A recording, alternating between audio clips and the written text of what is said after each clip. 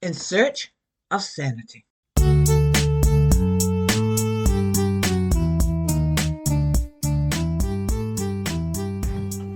Hello.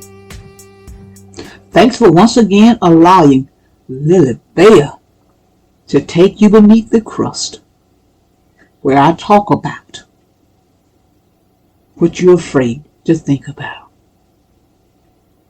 I'm so glad you're back. Grateful rising. I'm not my ancestor.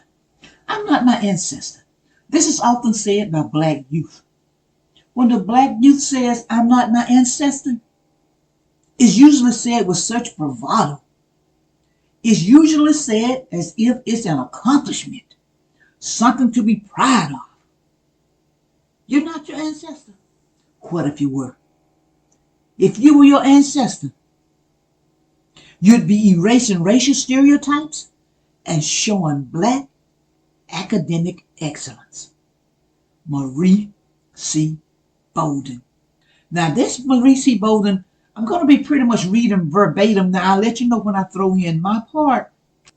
I got this from the Babel website, and I will cite it at the end here. But anyway, I'm not my ancestor.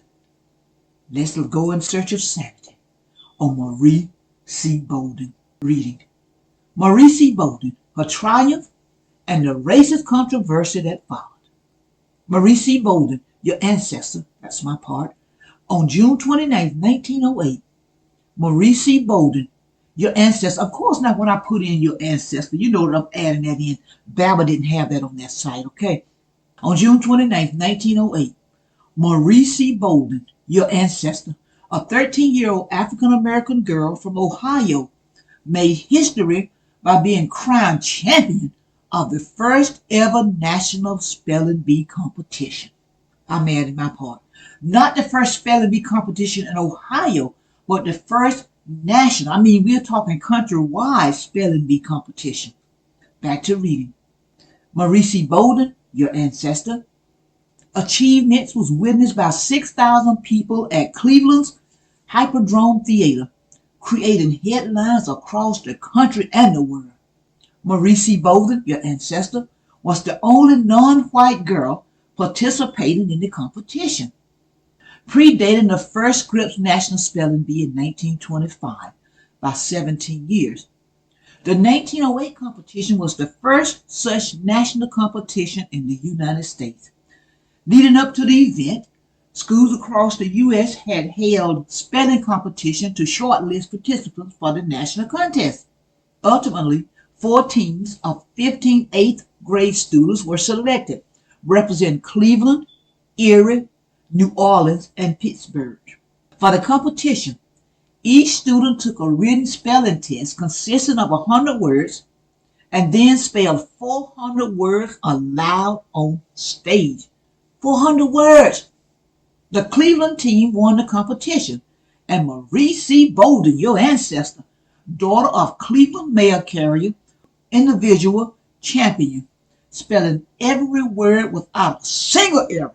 The words that Marie C. Bolden, your ancestor, spelled correctly included prejudice, persevere, misspell, and embarrass.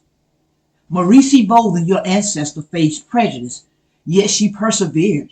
She didn't misspell any words, and she wasn't embarrassed. Lily Bell added that. The Perth Amboy New Jersey Evening News described the moment following Marie C. Bolden's, your ancestor, victory. She was applauded by 6,000 adults and the children of the Pittsburgh and Erie team, and even of the New Orleans team, which for a time refused to spell against her because of her color, shook her hand. Marie C. Bolden, your ancestor, explained her motivation to a New York Times reporter. I did not enter the spelling contest for personal glory, but to try to help bring honor to my teacher and my school. In the quote. In a Cleveland Plain Dealer interview, Marie C. Bolden, your ancestor, stated that to overcome nerves, I just kind of gritted my teeth and made up my mind that I wouldn't miss a word. In the quote. Booker T. Washington, the African-American educator, author, orator, and advisor to several presidents of the United States, was in the audience to witness Marie C. Bolden, your ancestor, triumphed. He commented on stage following the event, quoted, "You will admit that we spell out of the same spelling book that you do. And I think you will also admit that we spell a little better." In the quote. Malcolm Mason, Babel French teacher, comments, quoted, "From a linguistic viewpoint, retaining and spelling this number of words correctly, especially in such a stressful and intimidating situation, is an outstanding cognitive achievement." Her statement at the time gives clues about her personalized learning method. Her parents and friends helped her memorize words, and she read a newspaper each day to perfect her spelling. It's a blueprint for today's would-be spelling bee champions. End of quote. Marie C. Bolden, your ancestor, achievement was quickly overshadowed by racially charged condemnation from politicians and educational figures, however, with some refusing to accept the results and criticizing the decision to allow racially integrated teams, such as Marie's, from the northern and mid-states to have competed against all white southern teams, New Orleans having been favored. Louisiana newspaper proposed that the New Orleans team had lost due to being unsettled by having to compete on stage with a black student. New Orleans School Superintendent Warren Easton apologized and promised that the city students would never again participate in contests in northern states. A party planned for the returning New Orleans spellers, finishing in third place, was canceled. On July 7th, Easton announced that white teachers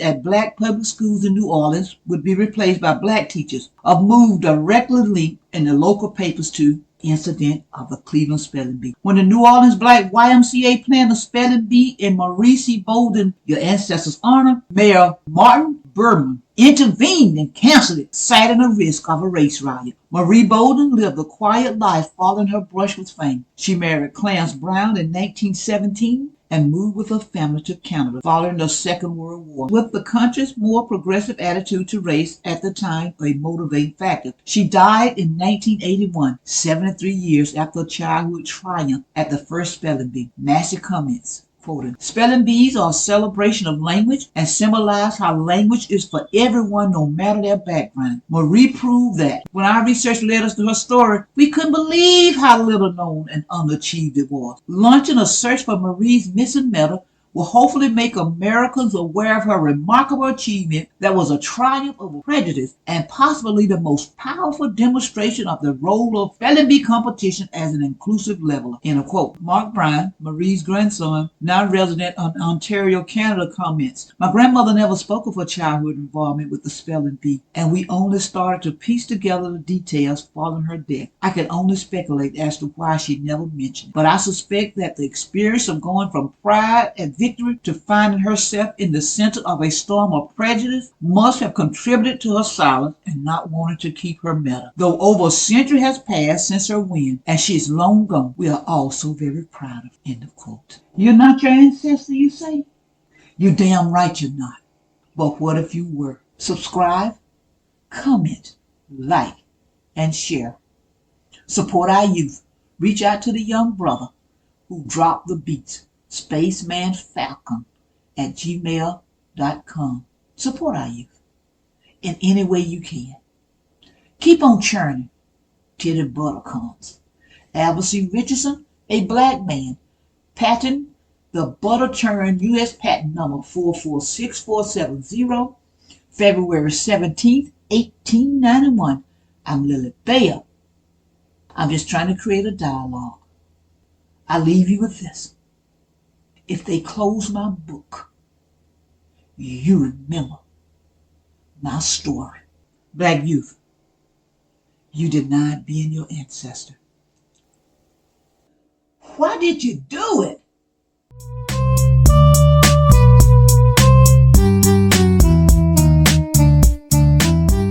A Nat Turner Runner production. Lock and load. Lily Bayer. Be encouraged.